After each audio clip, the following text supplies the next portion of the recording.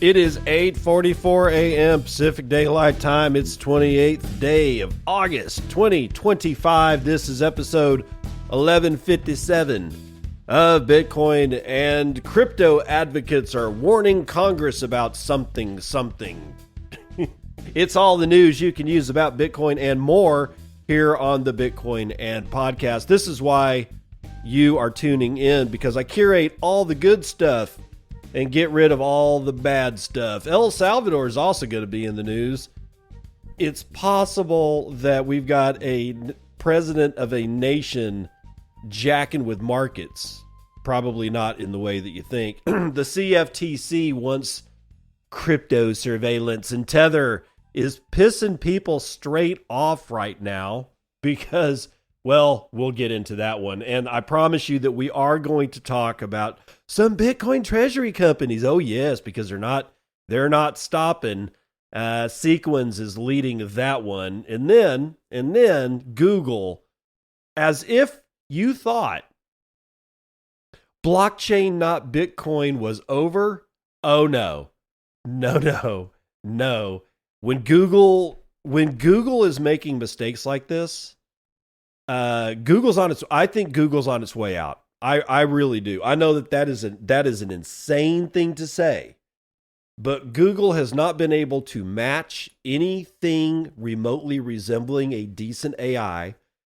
I now use AI to do basic searches for what I want on the internet. It's replaced Google for me, at least at that point. And now, given what I've just read about what Google's talking about with blockchain, I honestly don't think that they're going to survive.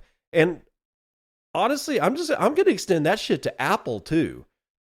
I look at Apple and I'm like, you haven't innovated at all. They've released their new iPhone and all it is thinner.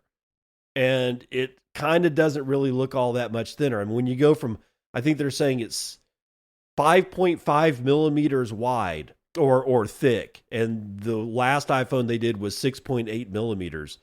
If your innovation is like sub 1 millimeter in thickness, I'm not sure that actually counts as innovation. And Siri still sucks. So I don't know, man. I'm looking at Google and Apple kind of sideways right now, but we are going to finish off today's show with yet one more cautionary tale. This time we're going to go back to France for it. But first, Bitcoin and crypto advocates warn Congress. Protect developers or lose industry support. This is by Frank Corva, Bitcoin Magazine. The DeFi Education Fund has penned a letter to the United States Banking Committee with support from over 110 crypto builders, investors, and advocates, urging Congress to, quote, provide robust nationwide protections for software developers and non-custodial service providers in market structure legislation, end quote. The letter, which has been signed by Bitcoin Policy Institute, the Blockchain Association, and the Digital Chamber, just to name a few of the signatories, states that crypto market structure legislation must protect developers if the broader industry is to support it. Quote, without such protections, we cannot support a market structure bill, reads the letter. The letter draws a line between the regulatory framework that exists for the traditional intermediated financial world and the world of open source development, which requires protections for developers so as not to force them into, quote, unworkable regulatory categories, end quote. If the United States is to fulfill President Trump's vision of becoming the, quote, crypto capital of the world, states the letter, it must continue to welcome cutting-edge software development in the digital space as it has since the earliest days of the internet. And according to the letter, the total share of open source developers based in the United States dropped from 25% in 2021 to 18% in 2025, which is attributed to a lack of regulatory clarity for software development. The letter expresses gratitude for both the House and the Senate, having included language from both the Blockchain Regulatory Certainty Act and the Keep Your Coins Act that protects developers of non-custodial crypto software in their respective drafts of the Clarity Act. It stressed that it's imperative that these protections be kept in the bill and that these protections must make explicit that no individual or entity is subject to regulation solely for engaging in activities that are core to creating, developing, publishing, and maintaining blockchain networks, nor for enabling users to access such networks via software interfaces while maintaining custody of their own funds, end quote. And finally, the letter points out that protecting software developers is bipartisan, highlighting the fact that a bipartisan supermajority of 294 members of the House of Representatives voted in favor of the Clarity Act and urges the Senate to improve upon developer protections in its draft of the bill. So what's going on in this letter that's been written? They're some of the largest players outside, and you can include, you can just call them lobbyists. Some of the largest Bitcoin and, God forbid, crypto lobbying entities in the United States are telling United States Congress that they are going to pull their support altogether for anything approaching this Clarity Act and other kinds of legislation that would be coming through unless they guarantee absolute shielded protections for the people that develop this space. I honestly think that this is good. This is somebody, at least they're trying to put their foot down. Now, will they keep their feet down? Well, that's another question entirely, but at least they've done this. Let's take a little trip down south to El Salvador, where Nayib Bukele reacts as a $1 billion Bitcoin holding bet increases on Kalshi, and this is held in parts out of Cointelegraph. Nayib Bukele called attention to prediction markets amid increasing bets that the country's Bitcoin holdings will hit $1 billion by year end. Well, Bukele took to X on Wednesday to tweet about Kalshi's prediction market, which shows increasing betting activity on El Salvador's Bitcoin holdings hitting $1 billion by late 2025. Quote, "I could do the funniest thing right now," Bukele said, as the odds of El Salvador hitting a $1 billion Bitcoin milestone before November jumped from 20% to 38% on Kalshi. Soon after Bukele's post, rival platform Polymarket listed a similar bet where the odds of a $1 billion Bitcoin milestone by December stood at 43%. Kalshi's prediction market on El Salvador's $1 billion Bitcoin holdings has been active since mid-August, with the, quote, before December 2025 bet holding near 24% and before November 2025 hovering at around 18%, up until just the last few days. Following the spike to as high as 38%, the before November 2025 bet dropped to 27%, while the before December 2025 bet hovered at just around 35%. While Kalshi had been tracking the odds of El Salvador's Bitcoin holdings reaching $1 billion for several days, rival platform Polymarket only introduced a similar market following Bukele's tweet. Quote, "New Polymarket. Will El Salvador hold $1 billion of Bitcoin by ? End quote. The platform posted on X just mere hours after Bukele highlighted Kalshi's market on Thursday. Cointelegraph approached Kalshi and Polymarket for comments regarding the market listing policies, but they haven't said nothing. While Kalshi and Polymarket are set to capitalize on the rising optimism around El Salvador's Bitcoin holdings, neither of the platforms created betting markets concerning a previous controversy. In July, El Salvador Central Bank President Douglas Pablo Rodriguez Fuentes and Minister of Finance Gerson Rogelio Posado Molina claimed that El Salvador had stopped buying Bitcoin after signing the $1.4 billion loan deal with the IMF in 2024. Well, despite these claims being part of El Salvador's official communication with the IMF, Bukele in El Salvador's Bitcoin office continued tweeting about new Bitcoin purchases, with current holdings now being reported at 6,282 Bitcoin, or about $709 million.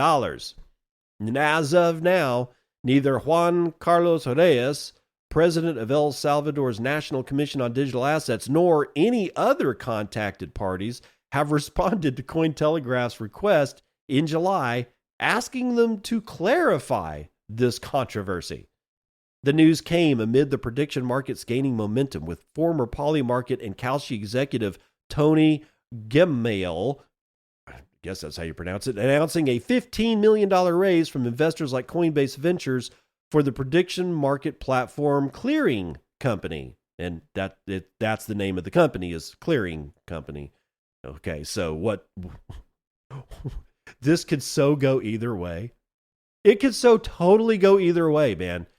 For instance, when Bukele said, I can do the funniest thing right now, I think a lot of people thought immediately that he would just go ahead and kill those bets by simply just buying a shit ton of Bitcoin right now. But, he could go the other way. He could actually dump some Bitcoin right now just to screw those betting markets up. And it wouldn't surprise me. I've seen a lot of people do a lot of strange shit with their Bitcoin just to, I don't know, flex muscle. Somebody saying, you know what, I'm just going to drop 24,000 coins on the market. You know what, I'm just going to sell this 80,000. I'm a whale. I deserve to not actually have as much Bitcoin as I used to have, so I can sell it into cash, so I can sit on this melting ice cube that this newly melted ice cube that I've just purchased. It's all bullshit. Bukele is just one of these people that you don't really know what the hell he's going to do.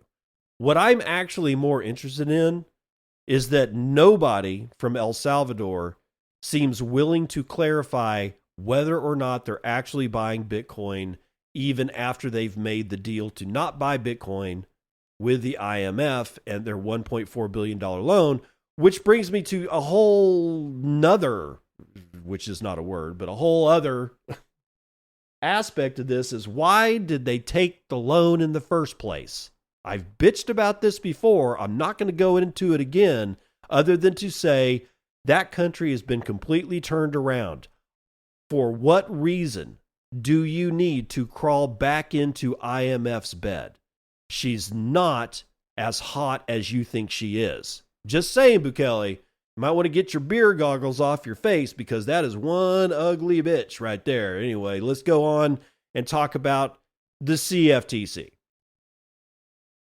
It's come to my attention because of Andrei Bergansky through Decrypt that the CFTC wants to surveil crypto and prediction markets using the NASDAQ platform. Wow. So coming out of one prediction market into the surveillance of said prediction market, the Commodity Futures Trading Commission is stepping up their efforts to surveil financial markets, tapping technology from NASDAQ to gain a more granular view of crypto transactions.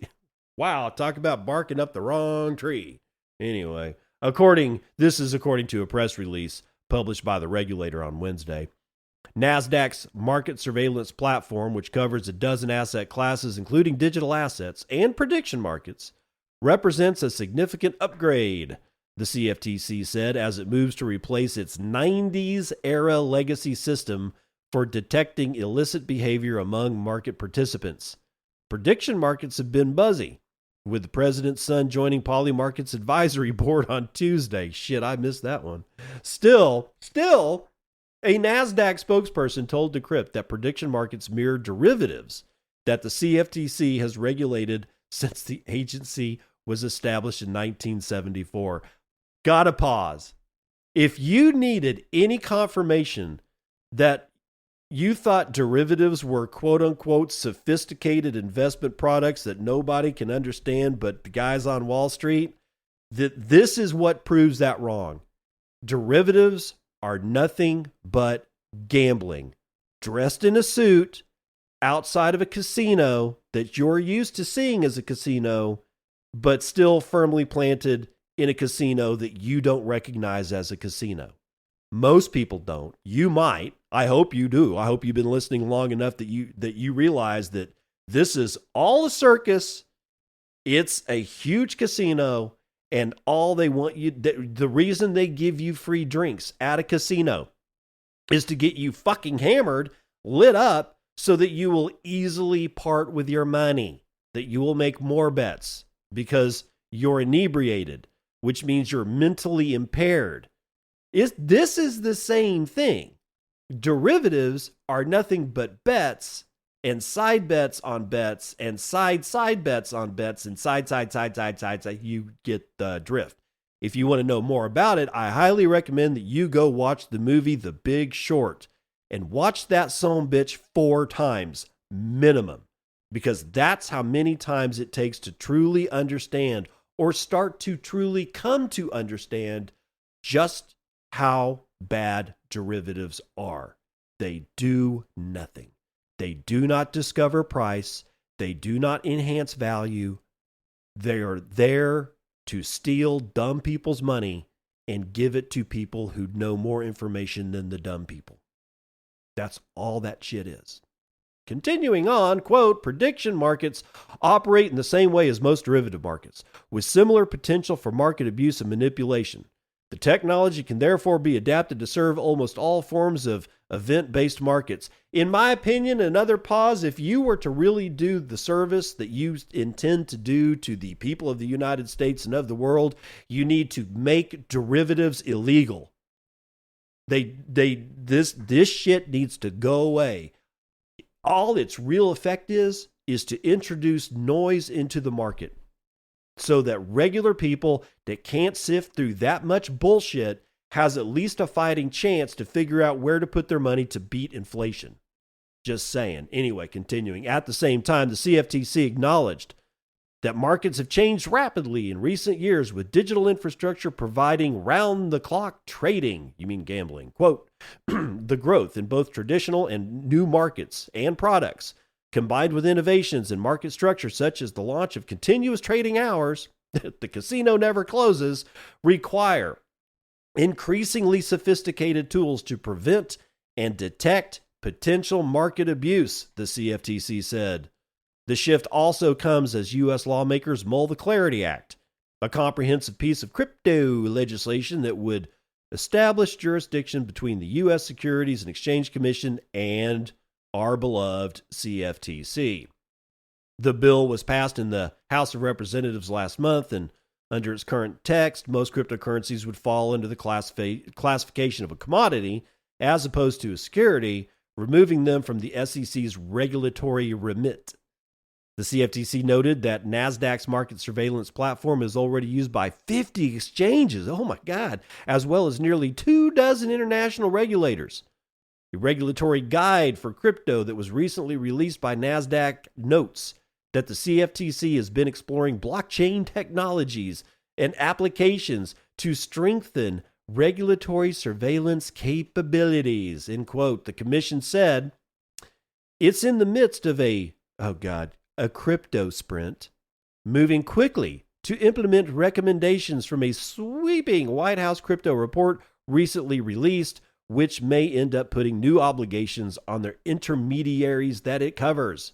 The 166-page report recommended that, quote, venues for non-security digital assets should be required to report market data subject to reporting obligations established by the CFTC, such as crypto exchanges and prediction markets.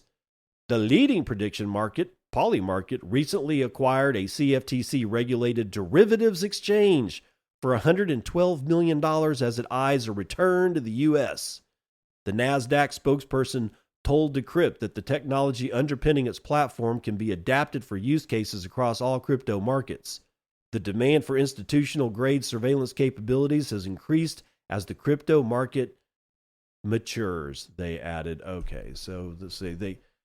I love this one. Polymarket acquired a CFTC-regulated derivatives exchange as it eyes a return to the U.S.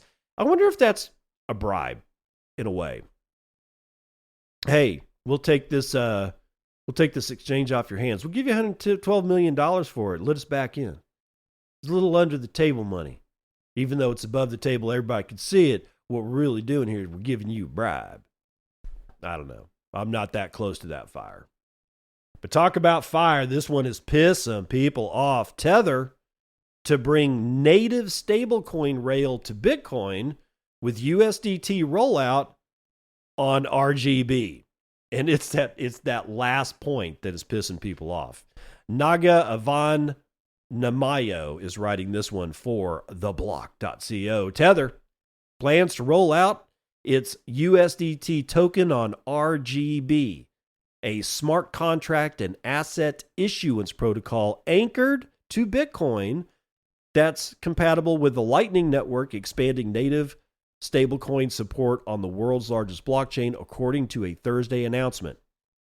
RGB lets issuers mint and move assets that are cryptographically committed to Bitcoin transactions but validated off-chain between counterparties, reducing on-chain footprint while inheriting Bitcoin's security guarantees. Got to pause right there to say, not really. I don't buy that. And I think that this is kind of what's pissing people off, is the fact that they're using this other chain, but they're trying to brand as Bitcoin security, and Bitcoin security there in quotes. It inherits Bitcoin security. I'm not so sure. The minute that you break out of the Bitcoin time chain and its internal security guarantees, its internal timestamping, its hash rate, its whatever, the consensus rules, once you step outside of that plane of existence, how much of Bitcoin's inherent capabilities and inherent properties really come with it? I think the minute you step out of that genre, you get into something that's completely gameable. But again, I don't exist that close to the fire. This is not the quiet developer, a podcaster is speaking meme. I promise you, I'm not going there. I'm just saying this is sort of like this goes back to a purity test, and a lot of people don't like the purity test. I get it. Hey, you're either Bitcoin or you're shitcoin. Well, I have Bitcoin, but I also own Ether. Well, then you're a shitcoiner, not a Bitcoiner. That's not the kind of purity test I'm talking about. I'm talking about security purity. If you're inside the whole 100% inside the Bitcoin ecosystem, that's purity of security. Anything outside, I think, is gameable, but that's left to be seen. Continuing on, in practice, this inheritance of Bitcoin security guarantees can enable near instant settlement over Lightning and improve confidentiality compared to legacy Bitcoin token systems such as Omni, which embed more data on chain and become costly in high fee environments. Tether said the integration is designed to make USDT transfers on Bitcoin faster, cheaper, and more private by using RGB's client-side validation model instead of storing bulky token data directly on chain. The move marks Tether's latest effort to diversify the networks that carry USDT. It also follows its decision earlier this year to phase out support for less scalable chains like Omni, EOS, and Algorand by September to prioritize high-demand ecosystems. While most circulation today sits on Tron and Ethereum, adding RGB opens a Bitcoin-native path for stablecoin payments and remittances that can plug into Lightning-enabled wallets, merchant tools, and exchanges. USDT is the largest stablecoin in the cryptocurrency market. Yes, we know. The company has also been deepening its Bitcoin footprint through infrastructure investments and initiatives tied to broader ecosystems. As of the second quarter of 2025, Tether holds over 100,000 Bitcoin and has invested over $2 billion in 15 different mining facilities across Latin America. The firm plans to become the biggest BTC miner by the end of 2025, said Paulo Ardoino. No shit. Tether's USDT expansion to Bitcoin also coincides with a broader strategic shift. You're not really USDT really isn't expanding into Bitcoin. They might as well have just used Liquid Network for this. Why they picked RGB, I don't know. But again, I'm not a developer and I'm not a podcaster telling developers to be silent. I'm just saying they could have just used Liquid for this. But whatever. Now, all that said, all the criticism aside, I honestly, for the love of God, do not understand why everybody is so up in arms. They're on Tron, for God's sakes. Nobody, and yes, there was backlash when they did that. And then there was backlash when they put it on Ethereum. And then I saw Bitcoiners cheering when Ethereum, the gas fees went up so high that's why Tether chose to start doing their stuff on Tron. I actually saw Bitcoiners cheer for that. So I kind of think this is all paper tiger. Has a paper tiger feel to it. I literally don't care. I don't even use Tether. But a lot of people do, which is why Tether is as big as it is. And RGB, it's been around for a long time. And at this point, these different rails, that I just view them as rails at this point. Hell, even Strike uses, what is it? It's either, I think it uses Tron. It's either that or Solana, but I don't think it's Solana. I think Strike, at Jack Maller's first company, uses Tron as rails for Bitcoin. And we've essentially forgotten all about that. Nobody really bitches that much at Jack Maller's anymore for using Tron. So I don't think this is anything to get all up in arms about. So if it's something that's bugging you, you're probably better off expending your energy taking a nice walk out in the woods. Let's run the numbers.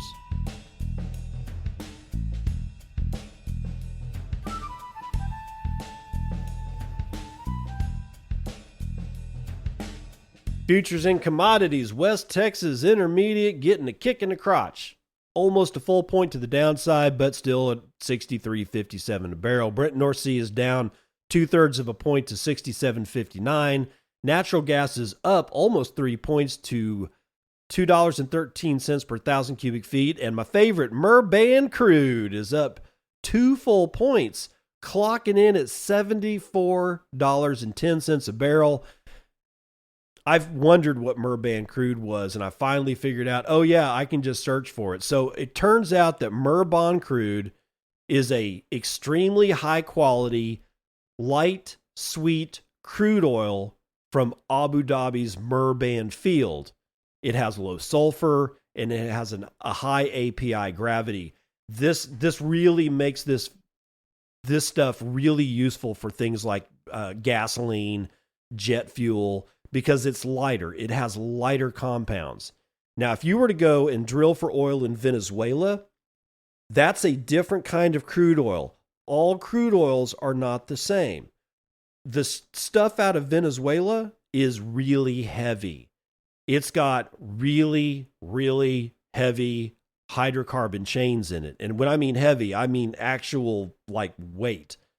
And these are not so good to make gasoline and diesel fuel and kerosene and airline fuel, which is essentially kerosene and a little bit of motor oil to keep the engines turning. But you get my drift. The light sweet crude is called light because it has lighter elements of hydrocarbon chains. They're not as long. They're not as heavy. When you get the heavy crude, you can make a shitload of asphalt out of it. You can make all kinds of heavy stuff, but the volatiles that people really like to use for gasoline that sell for a lot of money, not really there. So that's why Murban crude is even more expensive than Texas light sweet crude or Texas intermediate crude, because it's just better for gasoline refinement, and you get more money refining gas than anything else. Okay, so on to gold and the metal brethren, up 0.5%. Wow, gold, yay, Peter Schiff. $3,466.02. Silver is up a point. Platinum is up 0.16. Copper is up 0.8%. Platinum is up just over 2 points. Most of ag is in the red today. The biggest winner looks to be cotton, 0.8% to the upside. Biggest loser is coffee, over 1.5% to the downside. Meanwhile, live cattle, crawling in the green, 0.06% to the upside. Lean hogs up a third, as is feeder cattle. The Dow is in the red, but only slightly. S&P is up 0.03%. NASDAQ is the only thing doing anything, really. It's up a full quarter of a point, and the S&P Mini is down 0.14%. And meanwhile, downward pressure on Bitcoin since yesterday. We were a little bit above 13,000 yesterday. Although we're back up to 112,960 bucks. We can get 33.2 ounces of shiny metal rocks with our one Bitcoin, of which there are 19,912,623.06 of, and average fees per block are extremely low, 0.02 BTC, taken in fees on a per block basis. And there's a decent amount of blocks in blockchains around the world. There seems to be about 28 blocks carrying 71,600 unconfirmed transactions waiting to clear. High priorities get you in at 3 sats per VByte. Low priorities get you in at 1. And mining is at 976 exahashes per second. So we're still in the climbing phase overall from, where we were back in November. Because back in November, if you didn't know, we were hanging around 738 exahashes per second. And now we're up to 976. And people, like the last hash rate dip that we have, some people started losing their minds. Oh my God, Bitcoin mining spiral. Oh my mining death spiral, blah, blah, blah. Oh my God, it's just ongoing bullshit. Please stop listening to it. From several, or at least 2 or possibly 3 of my last episodes, I have Wartime with 133 sats says cheers. Koala with 108 says Walla OS. Vola OS tagged you on Nostr. Koala, I saw that. Yes, I'm looking at that now. Psyduck with 749 says Psyduck. Getting pies with 121. Thank you, sir. No, thank you. What do we got here? Aaron Joel, 172 says boat. Definition: a hole in the water into which you throw money. Seriously, I grew up on the Gulf Coast and love boats, kayaking, canoeing, and sailing especially, but also some shrimping and water skiing. If you've never had a high maintenance relationship, you've never really loved a boat. No shit, dude. That's exactly what I'm saying. Rev Hoddle with 1121 says, thank you, sir. The South Bend, Indiana Bitcoin Meetup is celebrating 1 year on Thursday, September the 4th at Lang Lab, 6:30. Come celebrate with us. Again, the South Bend, Indiana Bitcoin Meetup is celebrating 1 year on Thursday, September the 4th at Lang Lab, 6:30. Come celebrate with us. Regulecki with 1,000 says, is that a sim? Oh, it looks to me like he says, quote. No, literally, it's like one single double quote. And then Kaz Peeland with 1,000 sats says boost. Yodel with 512 says still checking in with most casts during summer. Appreciated. And Chef Tommy with 800 says value for value, sir. We are sovereign individuals. Yachts are not for me. I'll just take my generational wealth and boost you instead. Ah, thank you, Chef Tommy. Oui, chef. Jub with 1,000 says, another great show. Thank you. Turkey with 500 says, check this out when you have some time. And he gives me I think he's giving me a Purism link. Yes, Purism. I forgot about those guys. And Pies with another 121 says, thank you, sir. No, thank you. And that is the weather report.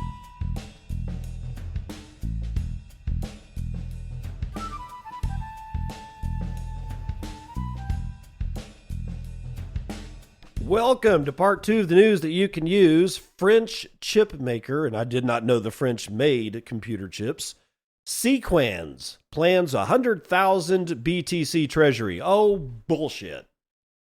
Yeah, before we even get into this, has anybody noticed the amount of announcements of buying Bitcoin for treasury companies? We plan to buy this many. We're going to buy this many. We're going to do this. Like I also heard Mark Moss, and don't get me wrong, I don't have a problem with Mark, but Bitcoin Hong Kong, the conference is going on right now. I guess it's still going on. It certainly wasn't full swing last night. That's for damn sure. We started getting, like little blurbs and stuff from the conference. Like Damas announced that it was now on Amethyst, or not Amethyst, on Android, and all kinds of other stuff. But one of the announcements that I saw yesterday was just cringe AF. So Mark Moss announced that $300 trillion is about to come into Bitcoin. How many times have we heard this? I really don't like that. Either do the thing, tell me who's going to do it, prove to me that they told you that they're going to do it, and tell me any more amount of information that you possibly can about why what you're saying is true, or don't say anything at all. It's just hype. And we don't need any more hype. The hype cycle causes people a lot of pain. And I'm honestly surprised that Mark Moss said this, that 300 trillion, not billion, that 300 trillion is just about to enter the market. Really? When? I'm just sick of it. I've been here since 2015, and it's just the same shit over and over and over again. Institutions are about to arrive. Well, in that case, they actually did. But now we're starting to talk about how much money is about to pour into Bitcoin. How these new wannabe treasury companies are about to buy a bunch of Bitcoin, just like French chip maker Sequans. And they're about to buy 100,000 Bitcoin for their treasury.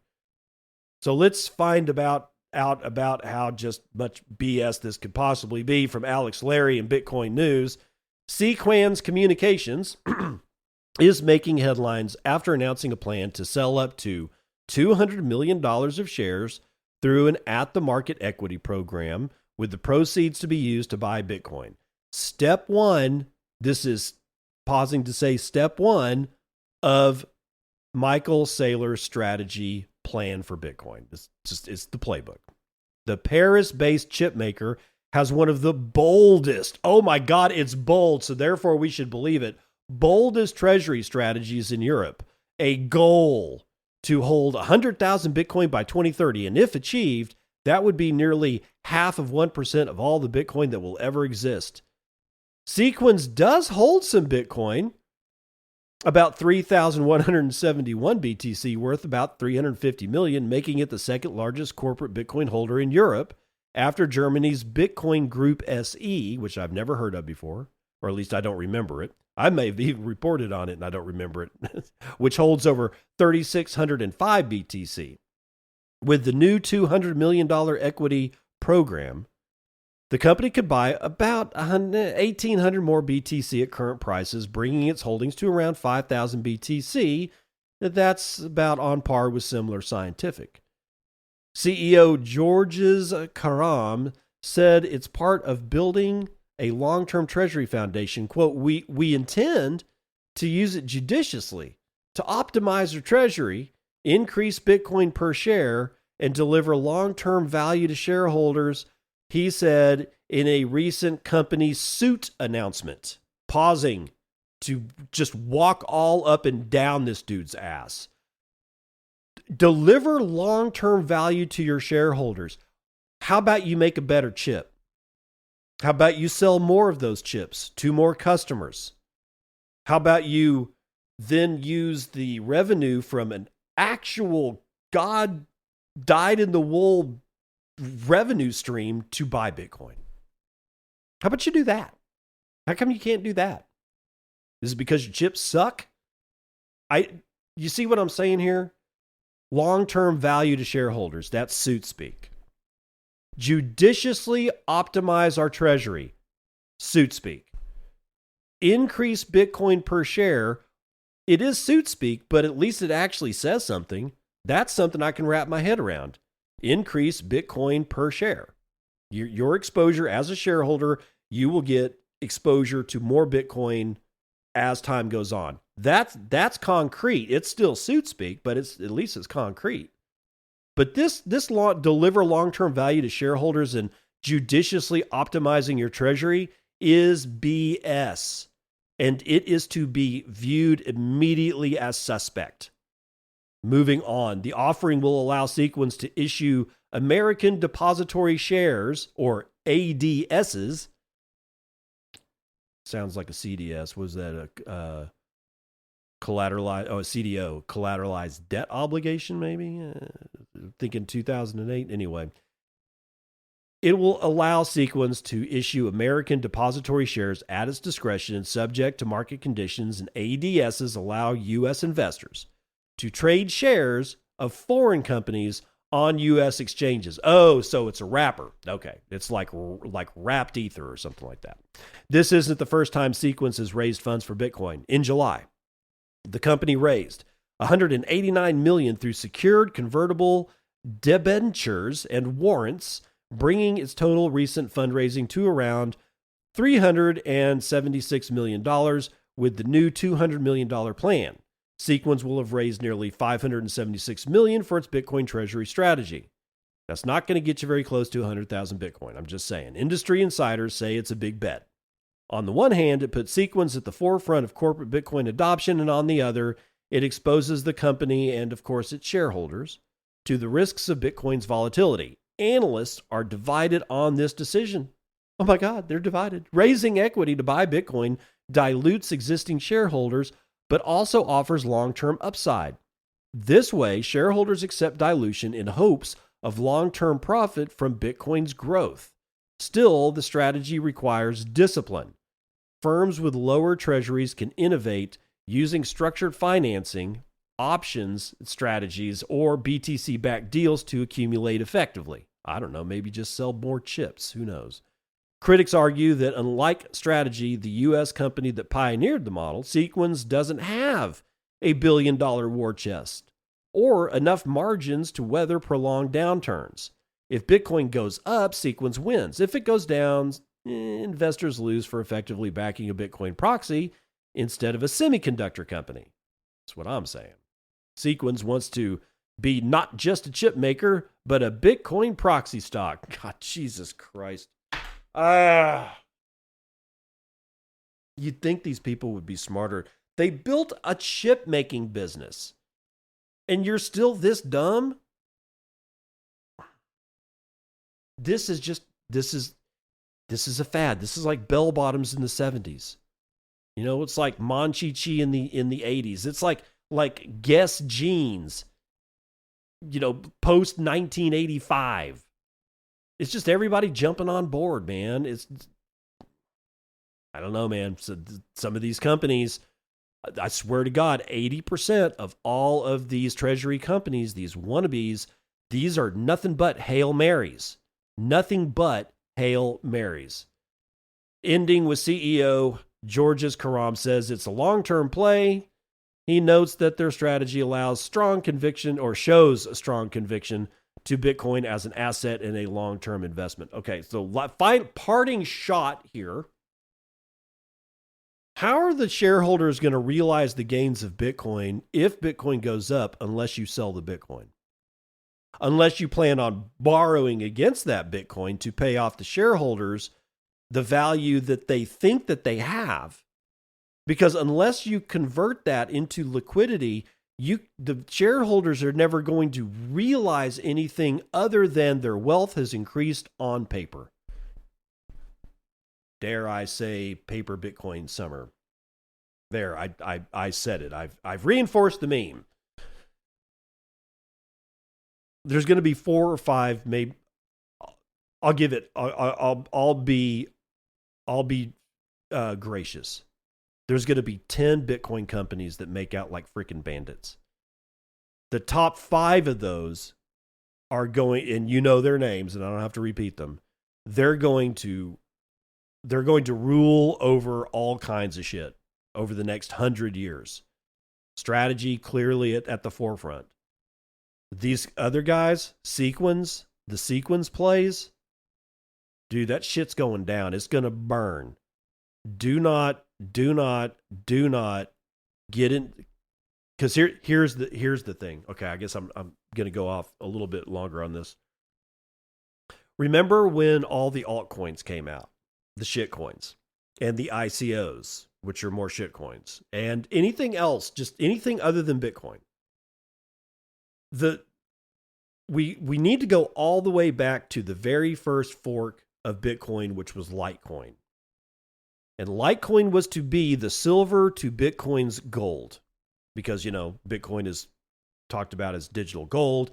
Litecoin was almost immediately talked about as digital silver. And Litecoin was 4 times faster. It had 4 times as more coins and blah, blah, blah. But essentially it's the Bitcoin blockchain. It was just had some tweaks made on its consensus rules. But here's the thing. The people that have always invested in silver because they can't afford, they want ounces, they want full ounces, right? They don't want grams of gold. They want ounces of gold, but they can't afford it. So what do? They buy silver, which has been told or been said or been talked about as a poor man's gold, because you can get ounces of silver for like 20, somewhere between 22 and $25, right? Ounce of gold, that shit's going to cost you $3,500. So you see where I'm getting at here. So we had all these altcoins. Well, and a lot of them would say that they were better than Bitcoin, but other people basically just said, hey, I can buy a whole bunch of ether and I can have a whole bunch of whole ethers instead of just fractions of a Bitcoin because they got in late or they thought they got in late. It's never too late to get into Bitcoin. And then they hold this raft of shit coins that is essentially just doing nothing but sinking against the value of Bitcoin. We're seeing the exact same thought process play out here. Now, in this case, this is what's funny. You're not betting on Bitcoin, or you're not betting on an altcoin against Bitcoin, because all these companies are having Bitcoin, although that's changing. You're seeing Tom Lee do some weird stuff with Ether and his company Bitmine, but I don't want to talk about that. Let's just talk about nothing but the Bitcoin treasury companies. I can go buy strategy stock at whatever it's trading at right now, which is like, I don't know, 300, let's call it $350 a share. Or I can go buy a cheaper Bitcoin treasury company stock. This is no different than buying Litecoin against Bitcoin. Except in this case, what you're betting on is the management quality of these companies. The underlying asset here is sort of held hostage by just how dumb or just how smart, just how effective or just how non-efficient one of these treasury companies' management team is. It's not about the Bitcoin at this point. Don't fall into the shitcoin Bitcoin treasury company trap. We podcasters, when I got into podcasting, it was 2018. I had been on a healthy diet of Bitcoin podcast, and all through my pre-podcasting time in Bitcoin, it was always the same thing from the people that I trusted. They were always saying, do not buy the shit coins. Just buy Bitcoin. You're not too late. And that was honestly when you could pick up a coin for $3,000. Even especially after the crash after 2017, after that run up to almost, was it 19,500? After that crash, we went all the way down to like 3,500. Took a year or two, but we got all the way down there. And you could buy a whole Bitcoin for $3,500. And then, of course, we are where we're at now. This is the same thing, only with Bitcoin treasury companies, except remember, it's not about the asset now. It's about the management team that makes the decisions about that asset on your behalf.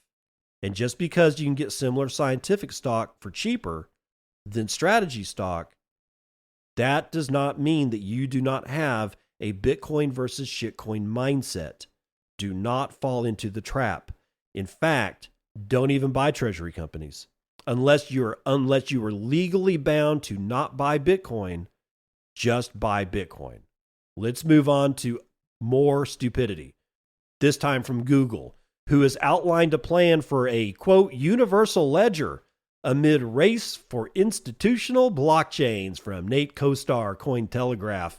Google Cloud's head of Web3 strategy, we're already in the middle of Web3 terminology, used a LinkedIn post to share new details on the company's in development Layer 1 blockchain, the Google Cloud Universal Ledger, also known as GCUL or GCUL. G, are you going to be culled from the stock market, Google? I don't know, whatever. Rich Woodman described the blockchain as the result of years of research at Google. Oh, wow. Designed to be credibly neutral and compatible with Python-based smart contracts. According to Woodman, GCUL is meant to serve as an open infrastructure layer for financial institutions. Quote, Tether won't use Circle's blockchain, and Aiden probably won't use Stripe's blockchain, he said, suggesting that Google's network neutrality could help broaden adoption. I don't think they need it. I don't think Tether needs Google to help broaden their adoption. But Stripe and Circle are also betting on Layer 1 blockchains. Circle recently unveiled Arc, an open network optimized for stablecoin finance, while Stripe is developing a stealth project codenamed Tempo in partnership with crypto venture firm Paradigm. According to a chart shared by Woodman, while Stripe is leaning on its $1.4 trillion payments network and Circle is centering Arc on USDC, Google Universal Ledger will be a planet-scale blockchain with billions of users and bank-grade functionality.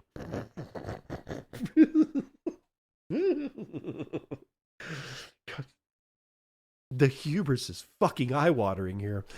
Google Cloud expects to publish more technical details about the blockchain in the coming months, Whitman said. Google Cloud has been expanding into blockchain technology since at least 2018, when it added Bitcoin data to its BigQuery warehouse and later extended support to shitcoin number 1 and more than a dozen other shitcoins. The push accelerated in 2022 with the launch of a dedicated Web3 division, which has since led the partnership with firms like Coinbase, Polygon, and Solana. All the shitcoiners are grouped together here. The Chicago Mercantile Exchange Group is currently working with Google Cloud to test the Universal Ledger for tokenization of payments. The collaboration was disclosed in March when the companies announced a pilot to test tokenized asset settlement and wholesale payment systems though the specific assets were not revealed, and full market participant trials are set to begin in 2026. This sounds like a load of crap. At the time, CME chairman and CEO Terry Duffy said the Universal Ledger could, quote, deliver significant efficiencies for collateral, margin, settlement, and fee payments as the world moves towards 24/7 trading, end quote. By securing a pilot with CME, which posted record revenues of $1.7 billion in the second quarter of this year on average daily volumes of 30.2 million contracts, Google is targeting the core plumbing of global finance. The latest update from Google about its Layer 1 comes amid a broader wave of tech and fintech firms developing their own blockchains, and then they list a few, but they're all bullshit. It's all bullshit. Remember JP Morgan coin? Where is it? Do you remember all these other banks that said, well, we're just going to make our own blockchain? Where are they? Google, in their own form of a Bitcoin treasury company, Hail Mary, this isn't going to work. It's not, they're too far downfield. Everybody is basically blown past Google. They're dead. They just don't know it yet. And not only that, Google's dead. We just don't know it yet. That's how, I mean, we're talking full-blown life support for a guy that's in a coma who's been hit by a truck. And honestly, ladies and gentlemen, it does not look very good. But just a further note here, and this is from Flash over on, it's a nostr note from Flash at primal.net. U.S. Department of Commerce says, quote, get ready for it, y'all. We are cementing our role as the blockchain capital of the world. It's blockchain, quote. And this is a statement directly from the Department of Commerce. Flash has got a little screen grab here. It's only fitting that the Commerce Department and President Donald Trump, the crypto president, publicly released economic statistical data on the blockchain. It's the blockchain, y'all. We are making America's economic truth immutable and globally accessible like never before, cementing our role as the blockchain capital of the world. And everybody has to admit that 3.3% GDP growth is impressive, end quote. Commerce Secretary Howard Lutnick. So he goes from calling Donald Trump the crypto president to saying that they're going to put America's economic truth and make it immutable on a blockchain and become the blockchain capital of the world, and then slip in that we have a 3.3 gross domestic product growth. That doesn't even make sense. The context is I'm lost. Wow. Howard, good luck with all that. Let's move on. I don't know what to say about this other than everybody's dumb but me, apparently. Criminals are vibe hacking with AI at unprecedented levels. So we're going to move into a little bit of AI here, but I don't know. I think it's important. Braden Lindria from Cointelegraph. Despite, quote, sophisticated guardrails, AI infrastructure company Anthropic and cyber criminals are still finding ways to misuse its AI chatbot Claude to carry out large-scale cyber attacks. Of course that was going to happen. Of course it was.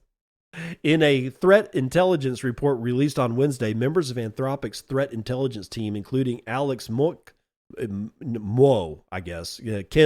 Lebedev, and Jacob Klein, shared several cases in which criminals had misused the Claude chatbot, with some attacks demanding more than $500,000 in ransom. And then they found that the chatbot had been used not only to provide technical advice to the criminals, oh my God, but also to directly execute hacks on their behalf through what's known as vibe hacking, allowing them to perform attacks with only basic knowledge of coding and encryption. Pausing. It's a brave new world, children. Get ready for it. Vibe hacking is social engineering using artificial intelligence to manipulate human emotion, trust, and decision making. In February, blockchain security firm Chainalysis forecast crypto scams may have their biggest year in 2025 as generative AI has made it more scalable and affordable for these attacks to occur. Anthropic found one hacker who had been vibe hacking with Claude to steal sensitive data from at least 17 organizations, including healthcare, emergency services, government, and religious institutions, with ransom demands ranging from $75,000 to $500,000 in Bitcoin. The hacker trained Claude to assess stolen financial records, calculate appropriate ransom amounts, and write custom ransom notes to maximize psychological pressure. Jesus Christ. While Anthropic later banned the attacker, the incident reflects how AI is making it easier for even the most basic level coders to carry out cybercrimes to an unprecedented degree. Quote, actors who cannot independently implement basic encryption or understand syscall mechanics are now successfully creating ransomware with evasion capabilities and implementing anti-analysis techniques, end quote. Anthropic also found that, of course, North Korean IT workers had been using Claude to forge convincing identities, pass technical coding tests, and even secure remote roles at U.S. Fortune 500 tech companies. They also use Claude to prepare interview responses for those roles. Well, everybody does that. Claude was also used to conduct the technical work once hired, Anthropic said, noting that the employment schemes were designed to funnel profits to the North Korean regime despite international sanctions. Earlier this month, a North Korean IT worker was counter-hacked, and it was found that a team of 6 shared at least 31 fake identities, obtaining everything from government IDs and phone numbers to purchasing LinkedIn and Upwork accounts to mask their true identities to land crypto jobs. One of the workers supposedly interviewed for a full stack engineer position at Polygon Labs, while other evidence showed scripted interview responses in which they claimed to have experience at NFT marketplace OpenSea and blockchain Oracle provider Chainlink.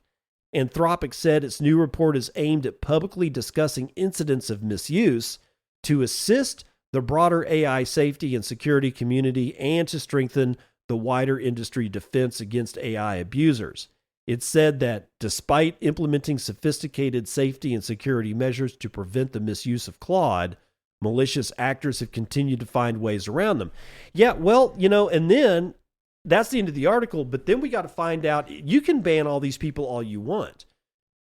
Some of them have made enough money at this point that they're going to buy themselves a nice big ass computer, maybe 4 or 5 of them, build a cluster with a lot of GPU, and they're going to go over to Hugging Face and they're going to download like some models.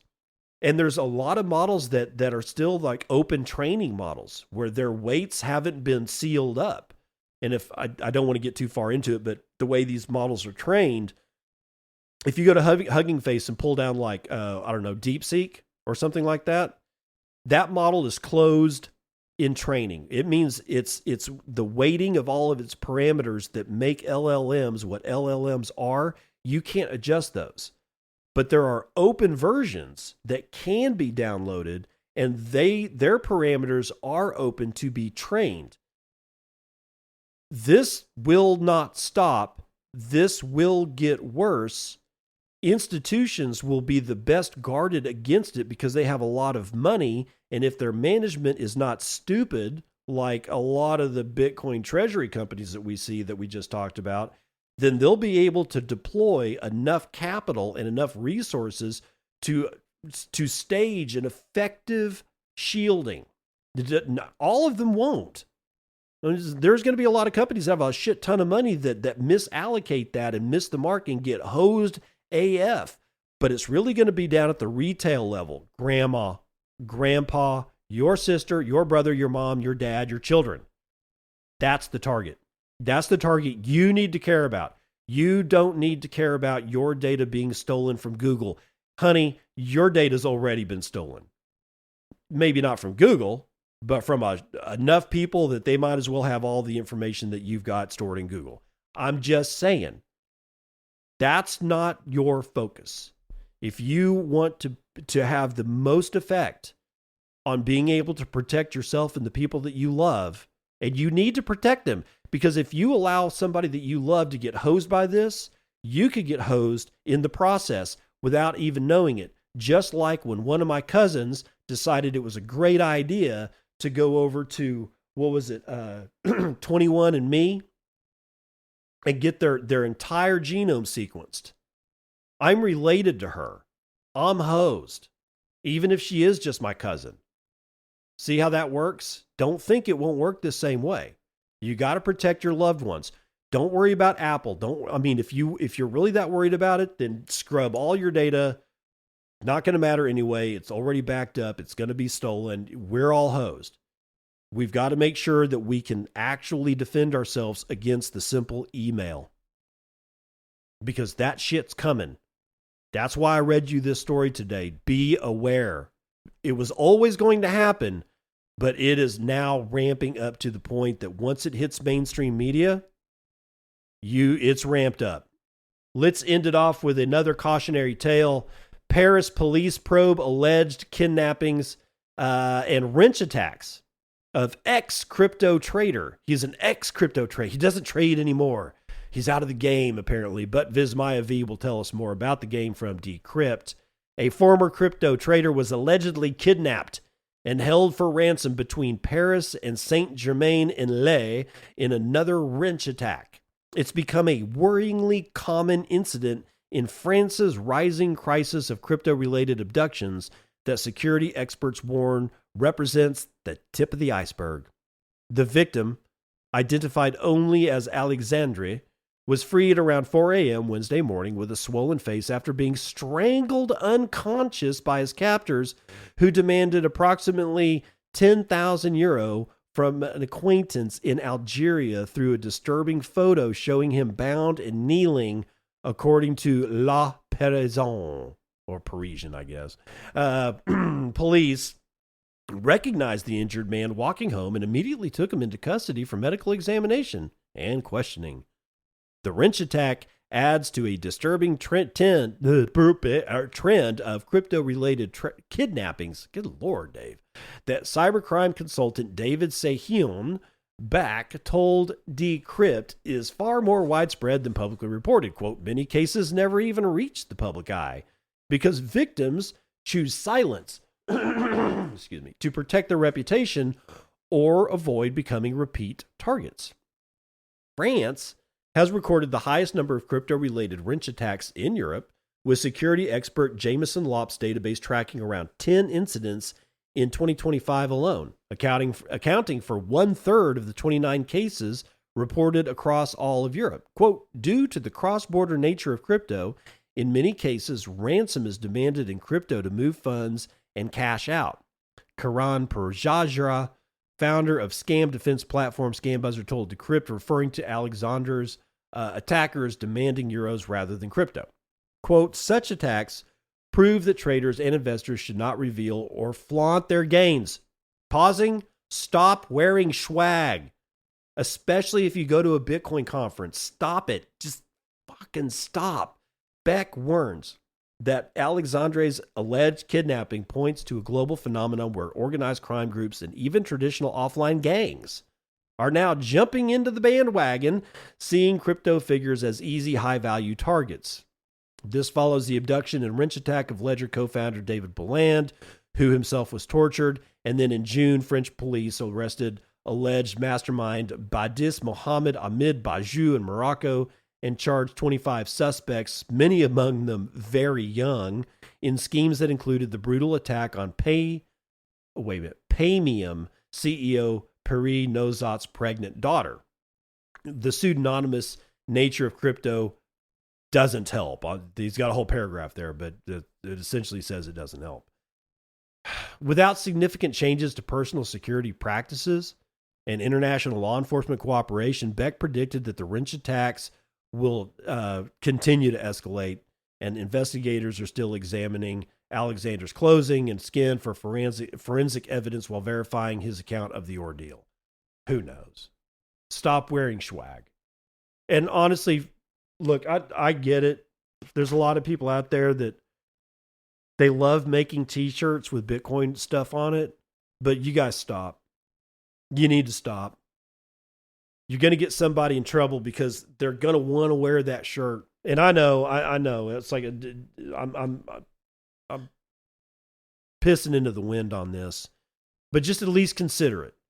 Okay? At least consider not making the Bitcoin t-shirt that somebody buys and then wears to a Bitcoin conference and then is looked at as an attack. Somebody I can attack, somebody I can harm, somebody I can get value from through no real work of my own other than beating them over the head with a wrench. At least consider it. And for those of you who wear swag, I really want you to not only consider, but stop wearing swag. Stop wearing orange shoes with Bitcoin symbols on it. Stop wearing shirts with a giant Bitcoin symbol on it. Don't wear Solana shit. If for whatever reason you're a Solana head out there and you're listening to the Bitcoin and podcast, don't wear Solana shit. Don't wear Ethereum shit. Don't wear any of this crap. All it does is broadcast and telegraph to the world, you've got money. And unless you are 6'5", weigh 300 pounds, and are cut AF, then don't wear the shirt or the pants or the jacket or the hat or the glasses or the socks or the shoes. Just buy normal clothes. Just buy normal clothes, man. I'll see you on the other side. This has been Bitcoin and I'm your host, David Bennett.